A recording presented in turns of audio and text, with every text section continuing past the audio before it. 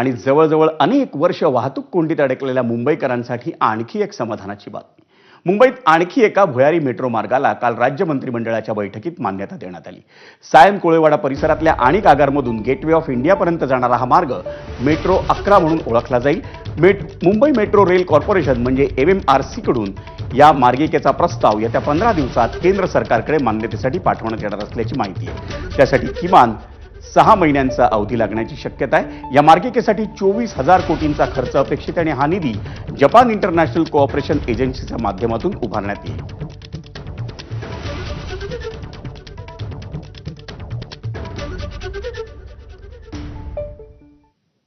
आणिक आगार ते गेटवे ऑफ इंडिया या मार्गासाठी राज्य मंत्रिमंडळानं मान्यता दिलेली मेट्रो 11 हिची मार्गिका कशी असेल पाहूयात ग्राफिक्समधून.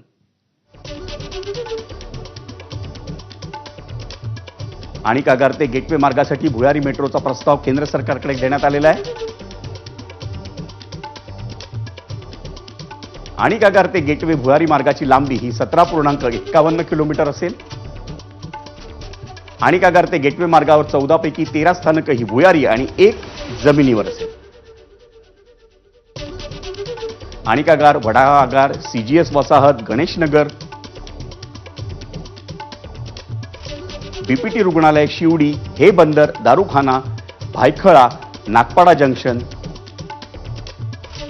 भेंडी बाजार, CSMT, हॉर्निमन सर्कल आणि गेटवे ऑफ इंडिया अशी स्थानकं या मार्गावर असतील.